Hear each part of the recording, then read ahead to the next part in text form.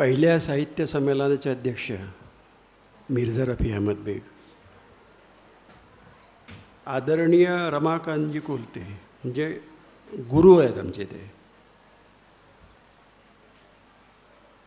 नंतर स्वागताध्यक्ष डॉक्टर शिरभाते, ते स्वतः म्हणाले की बाबा मी साहित्यिक नाही आहे, पण साहित्यिकापेक्षाही चांगलं बोलून गेले ते आणि विषय पण चांगला मांडला त्यांनी.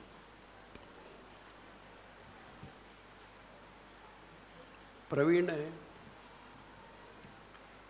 म्हणजे पाहता पाहता पोरं मोठे होत जातात, त्यातला प्रवीण आहे आणि आम्हाला त्याचा अभिमान आहे. यवतमाळ जिल्ह्याचा आहे कलाकार. श्रीमती उमा ताई राऊत, नंतर मंजुषाताई मारावार आणि समोरचे सगळे साहित्यिक श्रोते, बाहेरगावून आलेली मंडळी, खास प्रेमापोटी. इथे मनोज पाटील आहे काठोड्याचे, जिथे काठोड्यात आम्ही आर्णीला असताना बहुतेक महिन्यातनं 1-2 तरी मैफिली व्हायच्या. सुरेश भट त्यांच्याकडे जाऊन राहायचे, सगळ्यात महत्त्वाची गोष्ट. आणि तो काळ एक वेगळा आम्ही एन्जॉय केला. पोरं त्यांच्यामुळे लिहायलासुद्धा लागले होते गझला. आहे राजाभाऊ दिसतात समोर. आणि आता माणिकवाड्याचं सांगितलं नाटकाचं मगाशी, आणि ती तर आणखी एक गंमतच होती. म्हणजे माझ्या आयुष्यातला पण एक चांगला अनुभव होता तो नाटकाला संगीत देणे. त्या काळात मी ऑर्केस्ट्रामध्ये. सर्वप्रथम वऱ्हाडी कवी सुहास राऊत आणि अशोक मारावार यांच्या स्मृतिप्रित्यर्थ आयोजित या संमेलनास माझ्या हार्दिक शुभेच्छा. यवतमाळ जिल्ह्यात जन्म घेतल्याचा मला अत्यंत अभिमान आहे. कारण यवतमाळ जिल्हा इतिहास संशोधक, साहित्यिक, संगीतकार, लेखक, कवी यांची खाण आहे. इथे ज्येष्ठ कवी आहेत बसलेले, देशपांडे. आणि समाजकारण, राजकारण यातही आपला जिल्हा कधीच मागे नाही राहिला. मुळात विदर्भ भूमी अतिशय प्राचीन आहे. महाभारतात उल्लेख असलेली रुक्मिणीचं माहेर म्हणजे कौंडण्यपूर हे विदर्भातलंच आहे. आणि अशा या विदर्भात आपलं यवतमाळ गाव आहे. ही किती मोठी गोष्ट आहे बघा. प्रत्येक शहराचा आणि जिल्ह्याचा अभ्यास करताना किंवा त्याबाबत माहिती घेताना एक गोष्ट प्रकर्षाने जाणवते की त्या जिल्ह्याला, शहराला एक इतिहास असतो. यवतमाळ शहराला देखील अशीच इतिहासाची किनार आहे. या भागात अनेक राजे महाराजे त्यांचा उदयास्त पाहिलेला आहे. मौर्य, सातवाहन, वाकाटक, चालुक्य, राष्ट्रकूट, यादव वगैरे वगैरे. इवन अकबराच्या दरबारातील इतिहासकार अबुल फजल याने लिहिलेल्या आईनाए अकबरी यामध्ये यवतचा उल्लेख आहे. थोडा अपभ्रंश झाला आहे त्याच्यात, योतच आहे त्याच्यामध्ये, योत म्हणजे यवत आपलं अकबराच्या काळातसुद्धा उल्लेख केला गेलेला आहे आईने अकबरीमध्ये. पुढे 1953ला यवतमाळ जिल्हा ब्रिटिशांच्या सत्तेखाली आला. 1903ला यवतमाळ आपलं हैदराबादच्या निजामाकडे करारावर दिलं गेलं. भारतावरील ब्रिटिश राजवट संपल्यानंतर वणी जिल्हा म्हणून ओळखला जात होता हा जिल्हा. 1905मध्ये वणीचं नाव बदलून यवतमाळ जिल्हा झाला. यवतमाळचे पहिले पत्रकार पृथ्वीगीर, हरिगीर, गोसावी हे होते. बरोबर आहे सर? त्यांनी हरिकेशवर हे साप्ताहिक तेव्हा सुरू केलं. पुढे चालून गोसावी आणि त्यांचा संप्रदाय या शीर्षकाचा ग्रंथ लिहिला. त्यामुळे यवतमाळच्या सुरुवातीच्या साहित्यिकांमध्ये यांचं प्रथम नाव घेतलं जातं. लोकनायक बापूजी अणे यांचं संस्कृत भाषेतील 12,000 श्लोकांचं तिलक यशोर्णव नावाचं 3 खंडात लिहिलेलं महाकाव्य आणि अक्षर माधव त्यांच्या साहित्य सेवेची साक्ष देतं. म्हणजे यवतमाळ फार चांगल्या साहित्यिकांचं म्हणा, राजकारण्यांचं एक गाव आहे. प्रसिद्ध संशोधक य.खू. देशपांडे यांनी इतिहास संशोधनासोबतच सांकेतिक लिपीचा केलेला अभ्यास आणि महानुभवी मराठी वाङ्मय राजे उदाराम इतिहास हे ग्रंथ लिहिले. आता राजे उदाराम कोण, तुम्हाला प्रश्न पडला असेल कदाचित. नवीन पिढीचं वाचन तसं कमी आहे, म्हणजे व्हॉट्सअप युनिव्हर्सिटीवर जास्ती त्यांचं चालतं, प्रत्यक्षात वाचत नाही. माहूरचे जे राजे आहेत त्यांना उदाराम पदवी होती, त्या घराण्यावर त्यांनी लिहिलेलं आहे. प्र. देशमुख यांच्या ऋग्वेद आणि सिंधू संस्कृती या मराठी व इंग्रजी भाषेतील आवृत्तीला देश परदेशात लोकमान्यता मिळाली आहे. हे आता याच्यासाठी सांगतो आहे मी की जुन्या पिढीतल्या लोकांना माहिती आहे बरीच, पण नवीन पिढीतल्या लोकांना मला वाटते नसावी म्हणून सांगतो आहे मी. प्रसिद्ध कवी कादंबरीकार पांडुरंग श्रावण गोरे यांचे वाणीचा हुरडा व बोबडे बोल हे काव्यसंग्रह आणि शेतकऱ्यांच्या जीवनावर लिहिलेली काट टाकलेली नागिण जो यांनी उल्लेख केला होता, मी वाचली ती कादंबरी मिर्झा. आणि वराडी बोलीमध्ये विशेषतः वराडी ठसक्यात जेव्हा वराडी संस्कार, रूढी, परंपरा, भलावण तसेच वराडी वातावरण सांगितले जाते तेव्हा वराडी गीत तयार होते. म्हणजे शंकर बडे असो, विठ्ठल वाघ असो, मिर्झा असो, हा यंग चाप असो, तर ती वराडी अशी येते. पांडुरंग श्रावण गोरे आमच्या बाबांचे मित्र होते, त्याच्यामुळे ते घरी यायचे. कदाचित त्या ऋषितुल्य व्यक्तीचं काही पगडा पडला असेल माझ्यावर, पण मी मुळात तसा कवी नाही आहे, माझा पिंड संगीतकाराचा. पण येत गेलं, कसं येत गेलं मलाही माहिती नाही. भाऊसाहेब पाटणकर हे यवतमाळातील गाजलेले एक नाव सगळ्यांना माहिती आहे. त्यांचे 5 संग्रह प्रकाशित झाले, त्याच्यापैकी 2 माझ्याकडे आहे आणि त्यांनी दिले मला.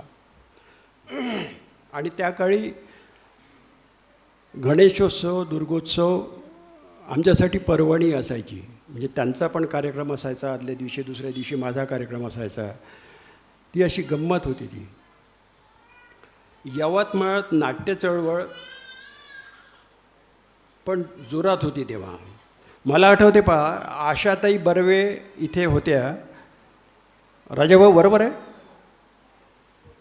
त्या या चळवळीच्या प्रमुख होत्या तेव्हाच्या. आम्ही त्यावेळी शाळेत शिकत असेल कदाचित किंवा कॉलेजमध्ये गेलो असेल, म्हणजे वर्ष मला आठवत नाही नक्की. त्यांनी बसवलेल्या दिवा जळू दे सारी रात या नाटकाला मी संगीत दिलं पहिल्यांदा.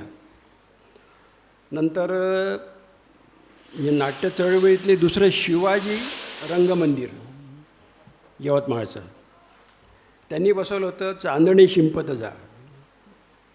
आता या गाण्याची गंमत अशी आहे की या नाटकामध्ये पूर्ण बॅकग्राऊंड पियानोचं आहे. आणि यवतमाळात पियानो कुठे, फक्त सेमिनरीमध्ये, बिब्लिकल सेमिनरी.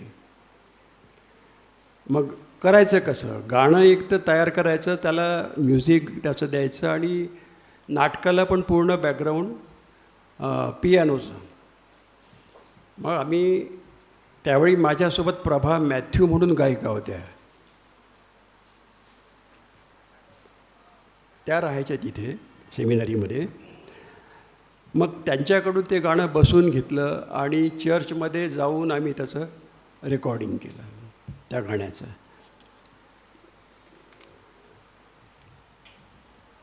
त्याच्यामध्ये पण आणखी अशी मोठी गंमत आहे. मी चर्चमध्ये जायला लागलो, त्याच्यामुळे अनेक मुलींना असं वाटलं हा ख्रिश्चन आहे आणि काय चांगलं चाप आहे वगैरे असं त्यांचे कमेंट राहायचे. आणि जेव्हा माझं काम झाल्यावर मी निघून गेलो, म्हणाले अरे काय गे तर नाही आहे. अशी गंमत जम्मत होती सगळी ती. तर साहित्य आणि नाटक याच्यावर बोलत होतो मी. तर आपल्या इथे दिघेकर, हरीश मांधाना, जयंत भट, राजा सराफचं नाव आठवते, श्रीकृष्ण मिश्रा, प्रवीण जानी, शशी देशपांडे, अशोक एकबोटे, राजन टोंगो, रोहिणी टोंगो, शंकरराव सांगळे सर जे आम्हाला प्राध्यापक होते कॉलेजमध्ये, स्नेहलता बोबडे, बक्षी, अशोक आष्टीकर, महेश पटेल, गोपाळ पाटील, जयंत वर्मा, सुहास वराटपांडे, प्रशांत गोडे, मुन्ना गहरवाल, सतीश पवार, अमित राऊ, अवी ढगे, अमर गुल्हाने, राजाभाऊ भगत समोर आहे आपल्या, गजानन भिंड, सदानंद देशपांडे, प्रशांत बंदिनवार, काशीनाथ लाहोरे, अजय शेटे, हे या नाट्य चळवळीचे जुने नवे सहकारी. शरदचंद्र टोंगो हे यवतमाळचेच, त्यांचं नाव तुम्हाला साहित्यिक म्हणून माहिती असेलच. ते आमचे सर होते. नगरपालिका म्हणजे नगरपालिका हायस्कूल, आता त्या नगर परिषद झालेलं आहे, त्यावेळीचे ते शिक्षक होते आणि मी त्या शाळेत शिकत होतो. तर त्यांची स्वीकार कादंबरी व नव्या डहाळ्या नवे खोपे नाटक त्या काळात खूप गाजलं होतं. एक आता सध्या संगीतकार म्हणून मला एक पोकळी जाणवते, म्हणजे साहित्याबद्दलची पोकळी आता या लोकांनी भरून काढली. म्हणजे मी तर त्यांचा आभार मानतो की ही दुसरं साहित्य संमेलन ते घेतात आहे. आणि कोणताही कार्यक्रम घेताना काय पापड वेलावे लागतात किंवा काय त्रास होतो आहे मला माहिती आहे, कारण आर्णीला मी दरवर्षी स्पर्धा घ्यायचं गांधर्व संगीत विद्यालयाच्या माध्यमातून, आणि एक दिवसाचा मोठा प्रोग्राम तो करायचा मी. पण ते काय करावं लागतं मला माहिती आहे. त्यामुळे या लोकांचं कौतुक जेवढं करावं तेवढं कमीच आहे. आणि हे संमेलन पुन्हा पुढच्या वर्षी याच जोमाने व्हावं ही पण अपेक्षा आहे माझी. तर कासलीकर गुरुजी इथे असेपर्यंत एक सांगीतिक वातावरण फार चांगलं होतं. जसं आता हे संमेलन आहे, याच्यामध्ये कवी संमेलनामध्ये ज्येष्ठ कवी आपल्या कविता सादर करतील, गझला सादर करतील, त्याच्यातून ते शिकतील. जसं आता यांनी सांगितलं की मी मिर्झाच्या कविता ऐकून मी लिहायला लागलो, किंवा हवाया येऊद्यामध्ये सहभाग जो झाला, मिर्झाचं योगदान आहे, आता हे मान्य करणं फार मोठी गोष्ट आहे. तर असंच ते घडत जातं. ते घडवण्यासाठी कष्ट यांचे मोठेच आहेत, प्रश्नच नाही. कासलीकर गेल्यानंतर इथलं संगीताचं क्षेत्र संपलं. जे काही काय म्हणतात छोटमोठ गोष्टी चालू होत्या पण त्याही बंद झाल्या. आज असं भकास वातावरण आहे, म्हणजे प्रत्येकाचं एक डबकं झालेलं आहे. त्यांना वाईट वाटेल कदाचित मी बोलतो ते, की त्यांच्या नावाने एक संगीत संमेलन होऊ शकतं एक दिवसाचं जर विचार केला तर. पण ते करतील की नाही माहिती नाही, कारण ते यवतमाळकरांनी जर मनावर घेतलं तर मी त्यांना मदत करू शकतो. मी पुण्यात राहून मदत नाही करू शकत. तर इथे कासलीकर, दादा पांडे, पणके गुरुजी यांनी ते क्षेत्र जिवंत ठेवलं होतं.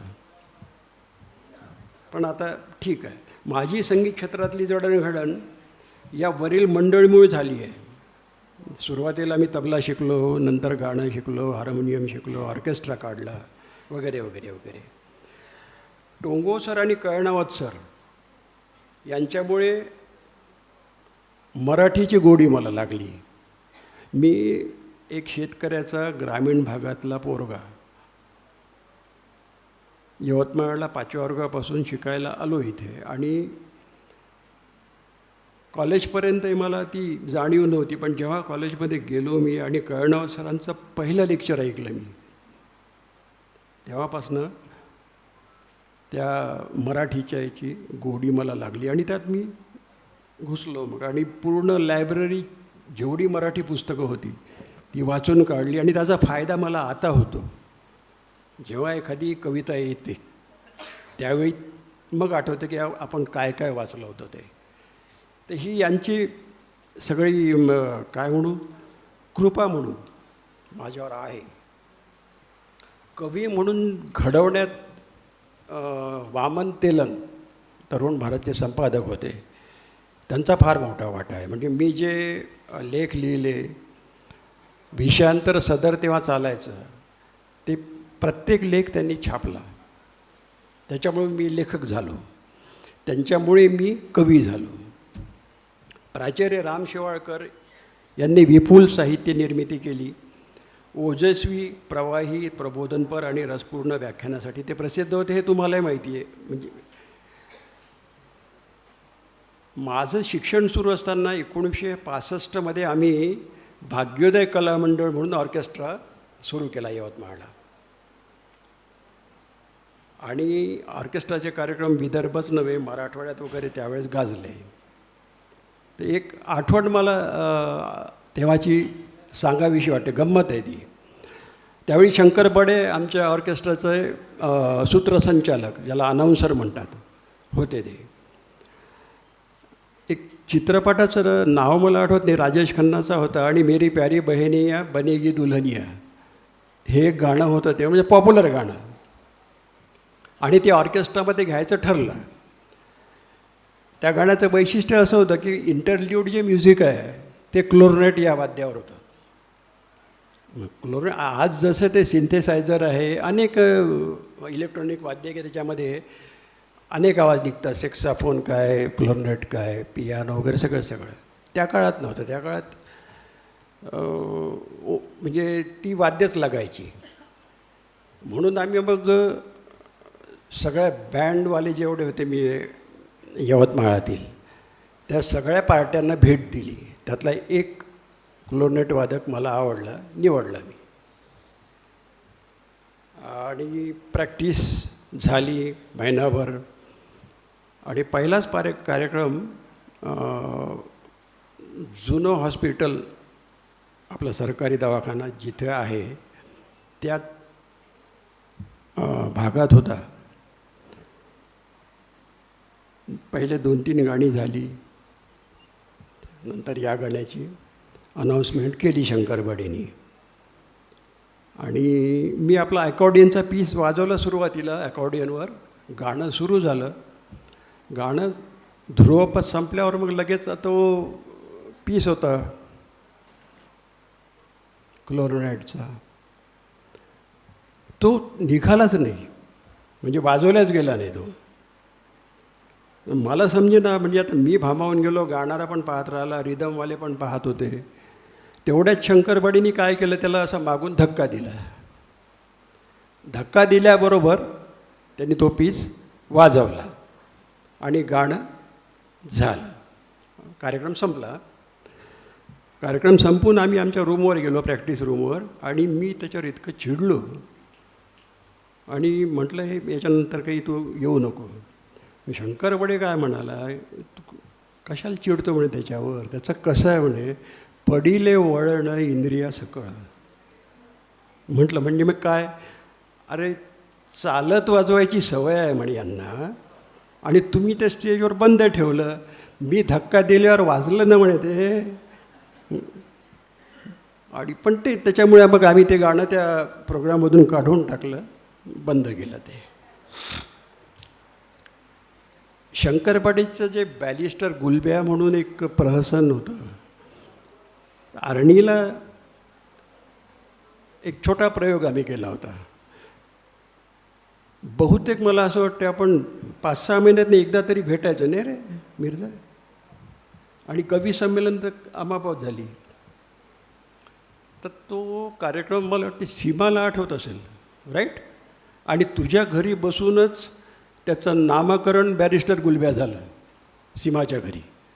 तो कार्यक्रम करून आम्ही तिच्या घरी बसलो गप्पा मारत, आणि ते बॅरिस्टर गुलब्या, त्याच्यानंतर त्याच्यावर मी एक आर्टिकल पण लिहिलं होतं, बॅरिस्टर शंकर बडे म्हणून लोकसत्ताला. आता माझ्या आयुष्यातले जे 31 वर्षे आर्णीला गेले संगीत शिक्षक म्हणून, तर त्या काळात सुरेश भटांची भेट झाली, मराठी गझलकडे वळलो मी, गायला लागलो. आणि थोडं नाव पण व्हायला लागलं. तर एकदा मग एका महाविद्यालयाच्या सांस्कृतिक कार्यक्रमाचा प्रमुख अतिथी म्हणून मला बोलवलं. मला आनंद झाला. चला म्हटलं, आपल्याला चांगले संगीतकारांना दिवस आले आहे. मी गेलो. कार्यक्रमाच्या दिवशी हे असंच मस्त सजून धजून वगैरे, आणि म्हणजे अत्तर वगैरे फवारून वेळेवर पोचलो, म्हणजे जसं आज पोचलो तुमच्याकडे. तर ते कार्यक्रमाचे जे अध्यक्ष होते ते 1 तासाने आले. 1 तासपर्यंत मी बसून होतो. नंतर उद्घाटन सोहळा आटोपला, भाषणबाजी झाली. सगळा प्रोग्राम संपल्यावर मी जायला निघालो. आयोजकांनी लगबगीने आले म्हणे, थोडं थांबा तुम्ही. म्हटलं थांबून काय करू मी? आमचा म्हणे पेटकर आला नाही, पेटी वाजवणारा. सर तुम्ही वाजवा ना म्हणे. झालं. म्हटलं तुम्ही प्रमुख पाहुणा म्हणून बोलवलं मला आणि तुम्ही पेटी वाजवायला होता. तर पहा जमलं तर करा म्हणे, नाही तर आपली स्पर्धा काही होत नाही म्हणे. म्हटलं ठीक आहे. त्याचा कावा लक्षात यायला थोडा वेळ लागला मला, पण नंतर मी ते ओळखलं आणि तिथून सटकलो. आणि त्याच्यानंतर मी आयुष्यभर या संगीत स्पर्धेच्या भानगडीत पडलोच नाही. म्हणजे हे जे काय आयडिया त्यांची किंवा, आणि मग नंतर मला कळलं की त्यांना पेटी वाजवणारा पाहिजे होता म्हणून प्रमुख अतिथी केलं होतं मला. डोके यार. माझ्या मराठी गझल गायनाचं सूत्रसंचालन बहुतेक कलीम खान कवीने केलं आहे. बहुतेक. म्हणजे सुरेश भट सूत्रसंचालन करायचे, सुरेशचंद्र नाडकर्णींनी केलं आहे. कवठेकर म्हणून फार मोठा कवी आहे, नारायण कुलकर्णी कवठेकर, त्यांनी पण केलं आहे. पण जास्तीत जास्त कार्यक्रमाचं सूत्रसंचालन कलीम खानने केलं आहे. तर कलीम खान म्हणजे अजब बोलली होती आणि अतिशय मजा यायची त्या आरणीच्या वातावरणात. एकदा असं सरोजची प्रॅक्टिस करत बसलो होतो मी, आणि संध्याकाळी शाळा संपल्यानंतर बसायचा प्रॅक्टिसला मी. कलीम खान पण येऊन बसायचे. त्या दिवशी सरोद वाजवताना त्यांना काय वाटलं काय माहिती, बसले बसले अस्वस्थ, आणि मग लगेच म्हणे मला एक ओळ सुचली. म्हटलं कोणती? त्यांनी उर्दूच होय मला वाटते. हो, काय तार में तडपण नाही. म्हटलं होत आहे कभी कभी, म्हणजे नेहमीच काही तुम्ही चांगलं सादरीकरण करणार. म्हटलं हा रियाज आहे माझा. अशीच गंमत एका बाबतीत झालेली आहे. प्रॅक्टिस सुरू असताना आले घरी आणि म्हणाले की सकाळपासून मला एक ओळ फक्त सुचते आहे, दुसरी ओळ काही सुचत नाही. म्हटलं ओळ काय आहे? तर म्हणाले मी काल सहाय्या गेलो समजून तिला एक अबला. मी काल सहाय्या गेलो समजून तिला एक अबला. तर आमचा जो तबलजी होता त्याचं डोकं थोडं सनकलं. बरं दुसरं काय पुढं काय म्हणे? पुढं काहीच नाही सुचत ना म्हणे. आता तुम्ही एवढे मोठे कवी आहे, सुचत नाही. तर म्हणे नाही सुचत आहे. मी सांगू का मग?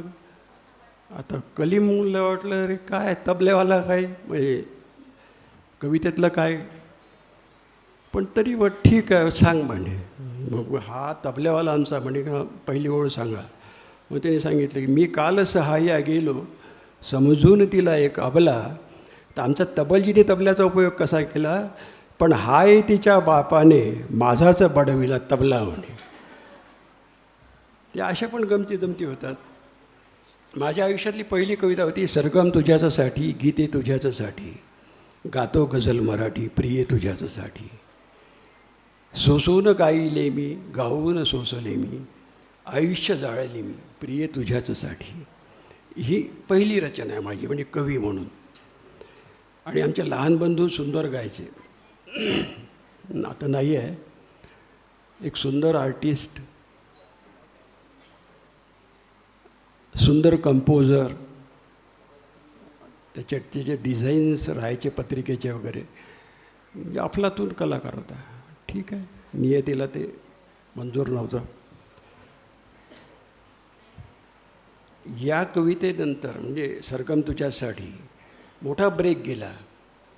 आणि जेव्हा मी मग पुण्याला पोचलो तेव्हा बहर येत गेला. म्हणजे गाणं सुरूच होतं, कंपोजिंग सुरूच होतं, रेकॉर्डिंग सुरूच होतं, आजही सुरू आहे. नुकतेच 4 गाण्याचं रेकॉर्डिंग केलं. 5 गाणी आता मला वाडकरांच्या आवाजात करायची आहे गेल्यावर इथून. तर माझ्या ह्याच्यातल्या काही थोड्याशा ओळी ऐकवतो. एक, चिल्या पिल्या संगे उन्हा पावसात राबतो शेतात सालो साल. शेतकऱ्यावरचं आहे आणि मी ते भोगलेलं आहे, ते सोसलेलं आहे. जीवापलीकडे मेहनत करी तरीही भाकरी मिळेची न. एसीत बसोनी एअर कंडिशनमध्ये लिही शेतकऱ्यावरी. म्हणजे एसीत बसोनी शेतकऱ्यावरी लिही कादंबरी कुठे? मुंबईत. ए सीमध्ये बसायचं, कादंबऱ्या लिहायच्या, लेख लिहायचे. प्रत्यक्ष अनुभव नाही. एक गंमत सांगतो मी. एक प्रोग्राम थकलेल्या बाबाची कहाणी की असा काहीतरी एक प्रोग्राम टी व्हीला यायचा, भरपूर लोकप्रिय होता. तर त्याच्यामध्ये वर्णन असं होतं की बाबा कसा थकतो आमचा, घरून सकाळी निघतो, गाडीत बसतो, स्वतःच्या गाडीत ऑफिसला जातो, काम करतो, गाडीतून घरी येतो, जेवण करतो, झोपतो आणि थकतो. मी त्याच्यावर एक कमेंट टाकली होती की थकलेला बाबा कसा असतो हे जर बघायचं असेल तर या बाबांनी म्हणजे ए सी घरात राहायचं आहे, ए सी गाडीत बसायचं आहे, ए सी ऑफिसमध्ये काम करायचं, पुन्हा ए सी गाडीत बसून घरी यायचं, ए सीत जेवण करायचं आणि ए सीमध्ये झोपायचं. त्याला म्हटलं मी की बाबा तू एकदा फक्त उन्हाळ्यात जेव्हा शेतकरी शेतात काम करतो, नांगरणी असो वखरणी असो, त्यावेळी त्या बाबांनी फक्त बंधाऱ्यावरच्या बाभळीच्या झाडाखाली फक्त उभं राहून दाखवावं, बाकी काहीच करू नये. मग म्हटलं थकलेला बाबा काय असते हे कळलं तुम्हाला. याच्यावर बराच वादंग झाला, कारण ते पुणे आहे शेवटी, पेशवाई आहेच, त्यांना ते पटलं नाही. असो, तर वर्षानुवर्षे शेतामध्ये राबत कष्ट करणाऱ्या शेतकऱ्यांच्या जीवनामध्ये सालोसाल अंधारच आहे. जीवापाड मेहनत करून आपल्या देशामध्ये शेतकऱ्याला आणि त्याच्या कुटुंबियांना 2 वेळचं जेवणसुद्धा मिळत नाही, ही खंत अनेकांनी व्यक्त केलेली आहे. अंगावर व्यवस्थित कपडेसुद्धा मिळत नाही. अशा दयनीय अवस्थेत शेतकरी जगत असताना त्याचे हिरवेगार शेत पाहून शेठ सावकार मात्र त्याने घेतलेल्या कर्जासाठी ते सगळं ओरबाडत असतात. अनेकदा तर कर्ज बाजाराला आत्महत्या सोडून दुसरा उपाय दिसत नाही. आपला यवतमाळ जिल्हा या बाबतीत महाराष्ट्रात प्रसिद्ध आहे. अतिशय वाईट आहे पण आहे. अशावेळी मुंबईसारख्या मेट्रो सिटीमध्ये बसून वातानुकूलित वातावरणात बसून काही लोक लिहितात शेतकऱ्यावर. आता काही गोष्टी अशा आहे की बघा, म्हणजे मला कसं सुचलं कसं येत गेलं मला कळत नाही, मी फक्त माध्यम आहे. घरघरून उठता जात्यामधून विठ्ठल, घरघरून उठता जात्यामधून विठ्ठल, कष्टवतीच्या घामाचा चोहीकडे परिमल. आता जातं गेलं त्याच्यामुळे ते परिमल काय आणि कष्टवती काय म्हणजे त्याला काही अर्थ नाही राहिला. पण शेतीत राबणाऱ्या स्त्रीच्या घामाला येणाऱ्या वासाला परिमल म्हणणे माझ्या दृष्टीने आणि कष्ट करणाऱ्या स्त्रीला कष्टवती म्हणून संबोधणे हे काम मराठी भाषेमध्ये बहुधा मी पहिल्यांदा केलेलं असावं असं मला वाटतं. जर कोणाला आणखी माहिती असेल तर मला कृपया सांगावं, काही हरकत नाही. पण कष्टवती हा शब्द वापरलेला मी म्हणजे वाचला नाही कादंबऱ्यांमध्ये. सर काही बरोबर आहे का? कदाचित चुकत असेल मी, नाही असं नाही, पण माझ्या वाचनात नाही आला.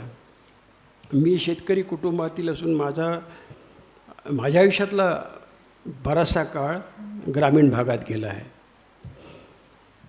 आता ग्रामीण भागाची मजा बघा. अवघ लाघव हिरवं तुडुंब, अवघ लाघव हिरवं तुडुंब, द्यावी वाटे तेथे मनालाही डूब, द्यावी वाटे तेथे मनालाही डूब, भरल्या शेताचं दर्शन घडता सृष्टीपुढे झुका आपसुक माथा. म्हणजे हे त्या खेड्यात राहणारेच हे लोक अनुभवू शकतात. बहरलेलं हिरवगार शेत, रानामध्ये उभा जोंधळा, बरबटी अशी वेगवेगळी पिके, माड रानावर फुललेली रानफुले, असे सृष्टीचे वेगळे रंग आणि हिरवा निसर्ग. या निसर्गामध्ये रममाण झालं पाहिजे, डुबून गेलं पाहिजे, तरच तो आनंद घेऊ शकतो. एक नामी कृष्णा ना तू राधा, का भावी गे सावळ बाधा, अशा 2 ओळी आहेत. आता राधाकृष्णाची प्रीत, राधाकृष्ण ययाती द्रौपदी जानकी, अशा काही पुरातन व्यक्तिप्रतिमांचा आणि प्रत्येकांचा वापर मी कवितेत करतो. स्त्रियावरील अन्याय अत्याचारावरच्या 2 ओळी लिहिल्या होत्या मी, म्हणजे ऐका तुम्ही, स्त्रियांसाठीच आहे. न महाभारत, न महाभारत, न रामायण, ना महाभारत न रामायण, तरीही जानकी आणि द्रौपदी लागे पणाला. आजच्याही काळात हे लागू होत आहे. म्हणजे कलकत्ता प्रकरणात ताजंच आहे. मर्यादा पुरुषोत्तम राम किंवा भीष्म, द्रोणाचार्य, विदुर आणि पांडव अशा धर्माचे रक्षणकर्ते लोक बसलेले असताना स्त्रियावर रामायण महाभारत काळातही अन्याय झाला आहे असं तर कवी सांगतातच. पण आजच्या काळामध्ये रामायण महाभारत नसले तरीही स्त्रियांना डावावर लावल्या जाते, बलात्कार होतात, काय काय होतं ते आता तुम्ही बघता. नव्याने सांगण्याची काही गरज नाही मला. एक असं समज आहे की कविता, कथा, कादंबरी फक्त ग्रांथिक भाषेतच असावी, पण माझ्या दृष्टीने असं काही नाही आहे. ग्रांथिक म्हटल्या जाणारी भाषा बोलीतूनच मोठी झाली आहे ना. महाराष्ट्रात अनेक बोलीभाषा आहेत, त्या बोलीभाषातले चांगले चांगले शब्द घेऊन म्हणा किंवा त्या बोलीभाषातनं ही ग्रांथिक भाषा तयार झालेली आहे. तिची श्रीमंती जी वाढली ती बोलीभाषेमुळेच. प्रत्येक जिल्ह्याचा गमतीशीर जर असा थोडा विचार केला तर आपली मायबोली 50 कोसावर चाल बदलते. तेव्हा आणखी म्हणजे मजा येते. ती चाल जेव्हा बदलते. बुलढाणा जिल्ह्यात अळचा उच्चार ड होतो मला वाटतं, बरोबर आहे ना. त्याच्यामुळे डाळीला दाढ, केळीला केडी, फळाला फड, गुळाला गुड आणि तळ्याला तडे म्हटल्या जाते. तेथील डॉक्टर लोक पेशंटला आपल्या हे प्रिस्क्रिप्शन दिल्यावर म्हणजे अर्धी गोडी सकाळी, अर्धी गोडी संध्याकाळी उकडलेल्या पाण्यासोबत घ्या, म्हणजे हे असा बोलीभाषेचा फरक पडतो. हाच हा ळ जो आहे तो अमरावती जिल्ह्यामध्ये य बनतो, य. तेव्हा मग गुळाचा गुई होते, गुई. झाडीपट्टीमध्ये आणखी वेगळंच आहे, मी तिकडे ज नाहीच आहे, ज फक्त. मग तिथली गंमत कशी आहे की काही काम जर सांगायचं असेल किंवा बाजारात कोणी जात असेल तर मग तू बाजारात जाशील तर माझ्यासाठी काय तुरीची डाळ आणजो, आणजो, करजो, खाजो. याचं बोलीभाषेची ही गंमत आहे. आणि खरं म्हणजे हिणकस का समजतात हेच मला कळत नाही. खरी श्रीमंतच आहे आपली वराडी बोली, काय कमी श्रीमंत नाही आहे, परंतु ग्रांथिक याला थोडं जास्ती मान दिला गेला, वेटेज वाढलेलं आहे, एवढाच फरक फक्त. आता येतो शेवटच्या टप्प्यावर. मी सर्वश्री दबा महाजन, बाबाजी दाते, आबासाहेब पारवेकर, बाबासाहेब खारफळकर, बळीरामपंत एकबोटे, हरित क्रांतीची बीजे पेरणारे वसंतराव नाईक, सुधाकरराव नाईक, जवाहरलाल दर्डा, भूगर्भशास्त्रज्ञ वामनराव मेत्रे, सदाशिवराव ठाकरे, डॉक्टर टेंबे, वाना देशपांडे, दामले वकील, अरुण हळबे, डॉक्टर श्रीकांत, डॉक्टर कोलतेसर, श्यामा कोलाम, दीपक शिंदे, आजीबाई वनारसे, विदर्भवीर जांबुवंतराव धोटे, बाबासाहेब नंदुरकर, दादासाहेब वगारे, मायदेवी भालचंद्र, डॉक्टर काणे, डॉक्टर शैलजा रानडे, गोविंद देशपांडे, गौतम सुत्रावे, माधव सरपटवार, शरद पिदडी, भाऊ मांडवकर, शिवा राऊत, दिनकर दाभाडे, मूळचे अकोल्याचे पण गेल्या 4 वर्षापासून पुसदला असणारे ज्येष्ठ गझलकार मित्र श्रीकृष्ण राऊत,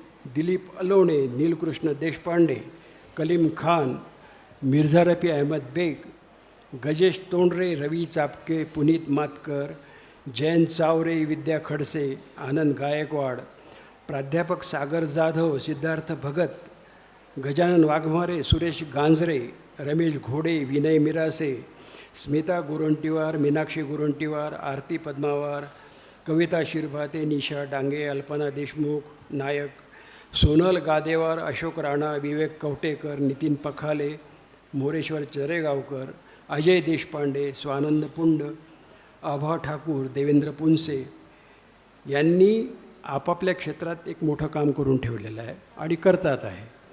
कदाचित त्यातनं काही नावं सुटली असतील ते मी त्यांची माफी मागतो. संमेलन म्हणजे फक्त वाद नसतात, साहित्यातलं राजकारणही नसतं. मला वाटतं नवीन विचार पेरणारी प्रेरणास्थळं म्हणून आपण या संमेलनाकडे बघायला पाहिजे. हा चष्मा सकारात्मकतेचा असला तरच पुढच्या काळात या मंथनातून साहित्यातील नव्या सृजनाचं अमृत येणाऱ्या पिढीला मिळत राहते. एखाद्या लेखकाच्या लेखन उर्मीला ऊर्जा आणि लेखन विषयांना विविधता मिळण्यासाठी कर्तृत्ववान आणि सर्वमान्य असणाऱ्या असामान्य व्यक्तीने केलेले आवाहन महत्त्वाचा प्रेरणास्रोत ठरतो असं मला वाटतं. शेवट एका रचनेने करतो मी माझ्या. थोडंसं प्रयत्न करतो गाण्याचा. व्होकल कॉर्डचा त्रास असल्यामुळे गेल्या 25-30 वर्षापासून गाणं बंद आहे. तरी देखता हूँ. हसूनिया रडूनिया, हसूनिया रडूनिया, तुझे तुला जगायचे, हसूनवा रडूनिया, तुझे तुला जगायचे, असेच दुःख झेलुनी सुखासवे फुलायचे, हसूनवा रडूनिया, तुझे तुला जगायचे. कधी कुठे, थँक्यू, कधी कुठे असायचे, कधी कुठे असायचे, कधी कुठे नसायचे, खुडून टाकले तरी, खुडून टाकले तरी, नभात भिरभिरायचे, हसूनवा रडूनिया, तुझे तुला जगायचे.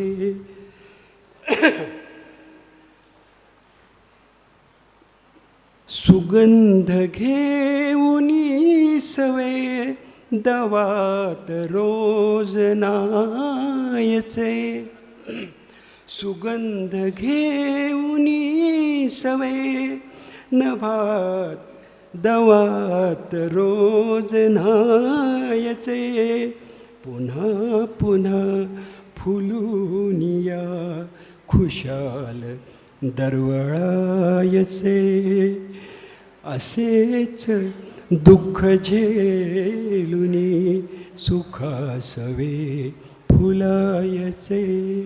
शेवटचं. हवे तसे जगावयास ना मिळे कुणासही, हवे तसे जगावयास ना मिळे कुणासही, कठोर सत्य कठोर सत्य हेच मग, कठोर सत्य हेच मग, कशास मग रडायचे. कठोर सत्य हेच तर, कशास मग रडायचे. असेच दुःख झेलुनी सुखासवे फुलायचे. हसून वा रडून या, तुझे तुला जगायचे.